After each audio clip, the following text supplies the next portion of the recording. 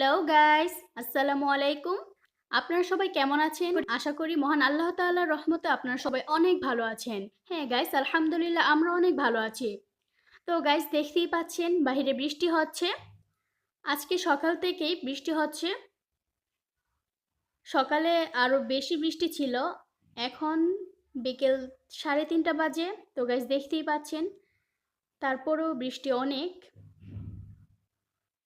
তো আজকে ভাবলাম যে এই বৃষ্টির দিনে আজকে কি খাওয়া যায় বিকেলবেলা। তো আম্মুকে বললাম যে আজকে কিছু ভাজা মতো কোনো রেসিপি রান্না করার জন্যে। তো আম্মু বলল যে আজকে ইফতারের যে আইটেমসগুলো আছে সবগুলো করবে। তো তার আগে আমি আজকে আপনাদেরকে বাহিরের ভিউটা দেখালাম। তো গাইস চলুন আজকে দেখে নিই আম্মু বিকেলে নাস্তা হিসেবে কি তৈরি করছে।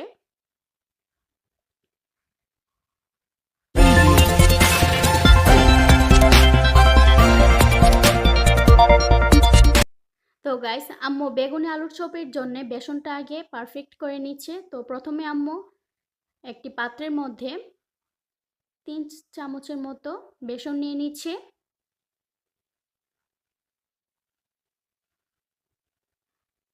এরপর আম্মু দিয়ে দিচ্ছে স্বাদ মতো লবণ।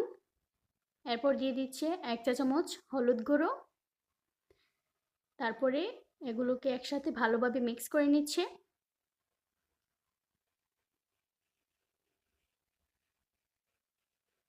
মিশানো শেষ হয়ে গেলে এখন আম্মু এর মধ্যে অল্প কিছু পানি দিয়ে ভালোভাবে মিক্স করে নিচ্ছে।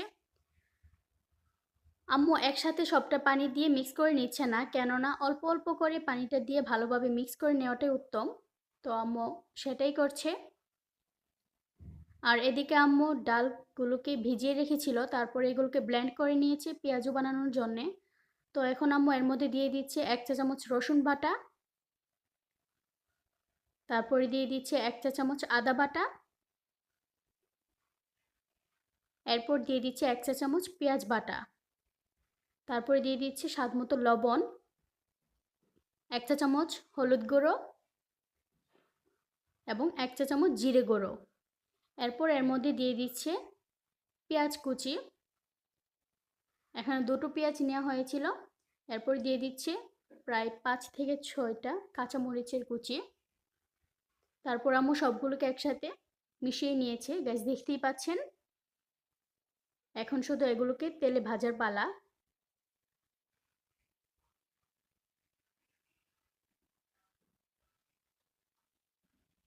আর এদিকে আম্মু বেগুনকে কেটে নিয়েছে। এরপরে এর মধ্যে লবণ ছিটিয়ে দিয়ে ভালোভাবে এগুলোকে মিশিয়ে নিচ্ছে লবণটার সাথে, কেননা বেগুনি বানানোর কিছুক্ষণ আগে লবণের সাথে এগুলোকে মিক্স করে রাখলে বেগুনিটা খেতে অনেক সফট হয়।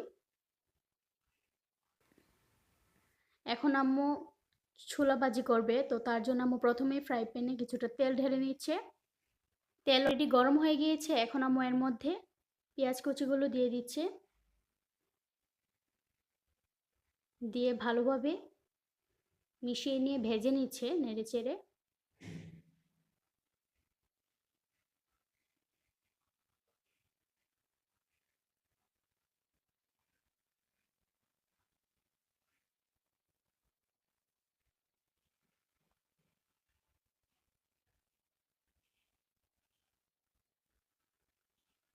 পেঁয়াজ কুচিগুলো হাফ হয়ে গিয়েছে। এখন আম্মু এর মধ্যে দিয়ে দিচ্ছে প্রায় 4 থেকে 5টা কাঁচামরিচের ফালি, দিয়ে আবারও ভালোভাবে নেড়ে চেড়ে নিচ্ছে।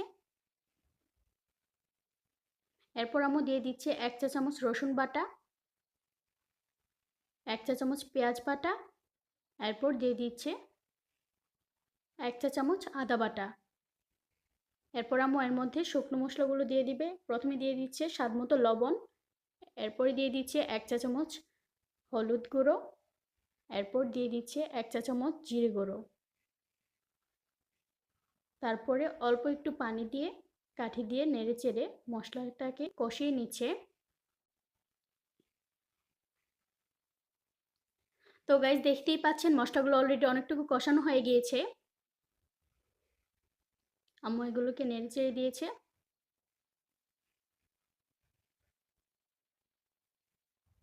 আর গাইস এখানে দেখতে পাচ্ছেন ছোলাগুলোকে সিদ্ধ করে নেওয়া হয়েছিল এবং সাথে একটি আলু সিদ্ধ করে নেওয়া হয়েছিল। আলুটাকে আম্মু হাত দিয়ে ভেঙে দিয়েছে, এখন সবগুলোকে কড়াইয়ের মধ্যে দিয়ে দিয়েছে। তো ফ্রাই প্যানে দেওয়ার পর ভালোভাবে মশলাটার সাথে এগুলোকে মিক্স করে নিচ্ছে কাঠি দিয়ে নেড়ে চেড়ে।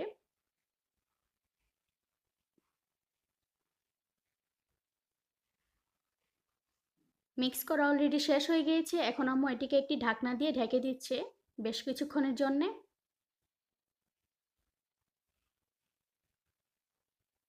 তো গাইস ফিরে আসলাম প্রায় 7 থেকে 10 মিনিট পর।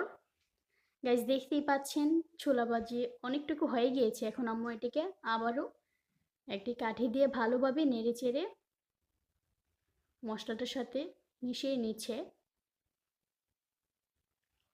এখন আম্মু আবারও এটিকে ঢাকনা দিয়ে ঢেকে দিচ্ছে অল্প কিছুক্ষণের জন্যে।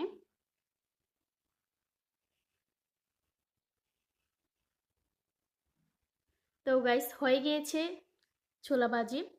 এখন আম্মু ফ্রাই প্যানের মধ্যে বেশ খানিক তেল ঢেলে নিচ্ছে।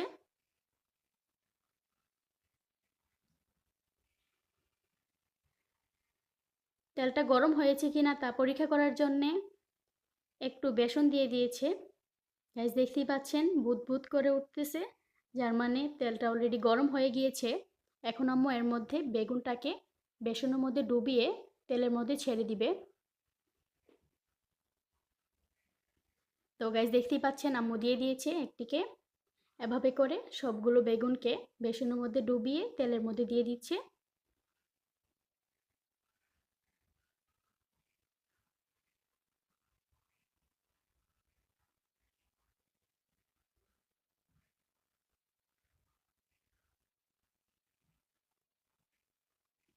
তো গাইস দেখতেই পাচ্ছেন বেগুনগুলো অলরেডি অনেকটুকু হয়ে গিয়েছে।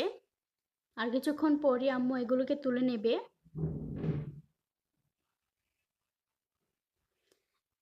গাইস দেখতেই পাচ্ছেন বেগুনে অলরেডি হয়ে গিয়েছে। এখন আম্মু এগুলোকে তুলে নিচ্ছে।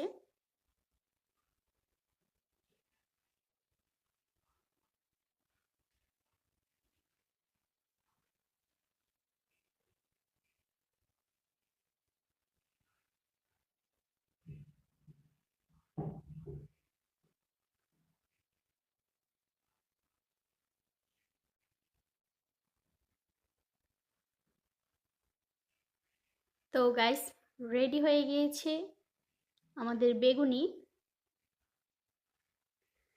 আর গাইস এখানে দেখতে পাচ্ছেন আম্মু আলুর ভর্তা করে এগুলোকে ছোট ছোট চপ করে নিয়েছিল আলুর চপ করার জন্য। তো এখন আম্মু বেসনে আলুর চপগুলোকে দিয়ে তারপরে তেলের মধ্যে ছেড়ে দিচ্ছে।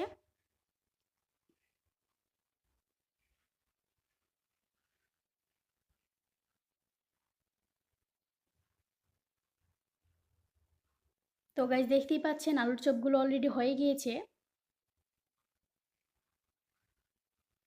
এভাবে উল্টিয়ে নিচ্ছে। আর অল্প কিছুক্ষণ পর আম্মু এগুলোকে তুলে নিবে।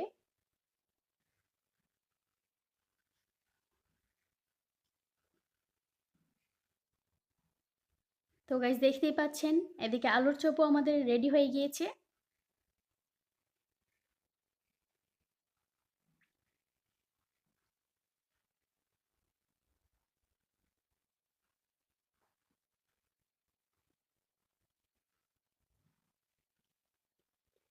এখন আম্মু তেলের মধ্যে পেঁয়াজগুলোকে দিয়ে দিচ্ছে।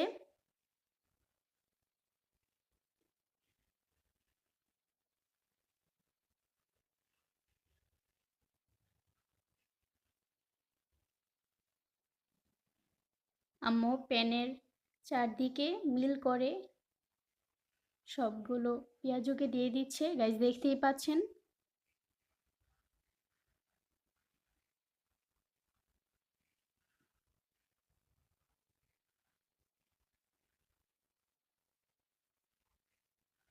তো গাইস এখন আম্মু পেঁয়াজগুলোকে উল্টিয়ে দিচ্ছে। গাইস দেখতেই পাচ্ছেন।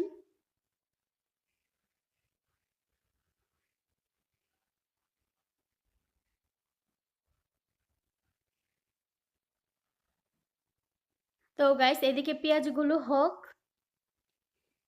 এর মধ্যে আমি আপনাদেরকে আবারও বাহিরের ভিউটা দেখাচ্ছি, বাইরে বৃষ্টি যে হচ্ছে। তো গাইস দেখতে পাচ্ছেন এখনো বৃষ্টি হচ্ছে, বৃষ্টি এখনো থামে নাই। সকাল থেকে এখন বৃষ্টিটা অল্প কিছু কমেছে, তারপরেও গাইস দেখতেই পাচ্ছেন বৃষ্টি হইতেছে। সকালে তো একেবারে অনেক বৃষ্টি ছিল।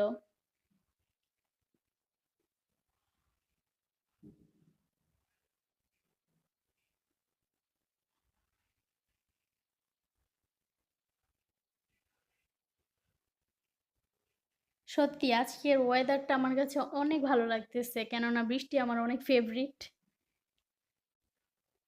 তো গাইস আবার ফিরে আসলাম। গাইস দেখতেই পাচ্ছেন পেঁয়াজগুলো অলরেডি হয়ে গিয়েছে, এখন আম্মু এগুলোকে তুলে নিচ্ছে।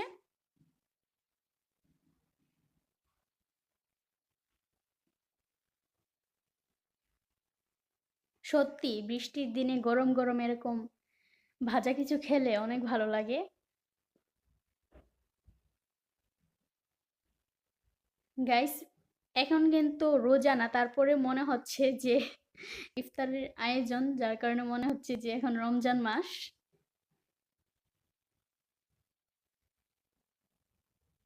তো গাইস দেখতেই পাচ্ছেন পেঁয়াজ অলরেডি রেডি হয়ে গিয়েছে। সবগুলো দেখতে জাস্ট অসাম হয়েছে, আশা করি খেতেও অনেক ভালো হবে, কেননা আম্মুর হাতের রান্না। তো গাইস এগুলোই ছিল আজকে আমাদের বিকেলের নাস্তা।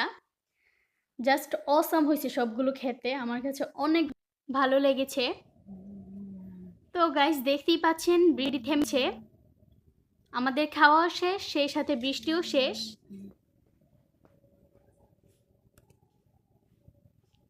গাইস দেখতেই পাচ্ছেন বৃষ্টির পর এখনকার আবহাওয়াটা সত্যি অনেক ফ্রেশ হয়ে গিয়েছে, দেখতে অনেক ভালো লাগতেছে।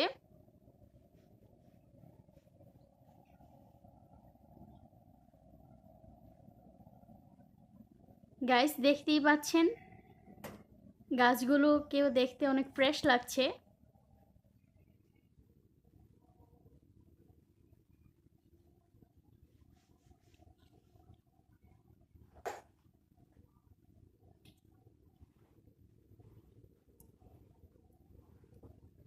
তো গাইস বৃষ্টি হওয়ার পর এটাই আমার কাছে সবচেয়ে ভালো লাগে, কেননা বৃষ্টি হওয়ার পর গাছগাছালির মধ্যে যত ধরনের ধুলোবালি আছে সব কিছু যেমন ধুয়ে মুছে যায়, ঠিক তেমনি অনেকের মনের ভিতরে যত কষ্ট দুঃখ আছে সব কিছু ধুয়ে মুছে যায়।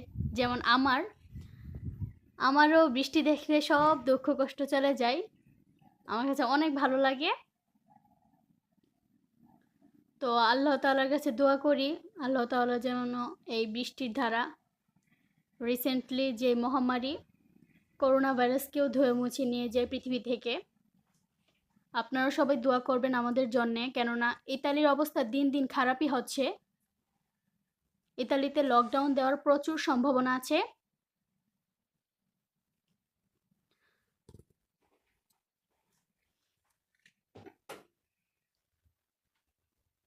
তো গাইস আজকে এইটুকু পর্যন্তই। তো গাইস যদি ভিডিওটা আপনাদের কাছে ভালো লেগে থাকে তাহলে অবশ্যই আমাদের ভিডিওটিকে একটি লাইক করে দিবেন এবং সেই সাথে আমাদের চ্যানেলটিকে সাবস্ক্রাইব করে পাশে থাকা বেল আইকনটিকে ক্লিক করে রাখবেন। তো গাইস আল্লাহ হাফেজ।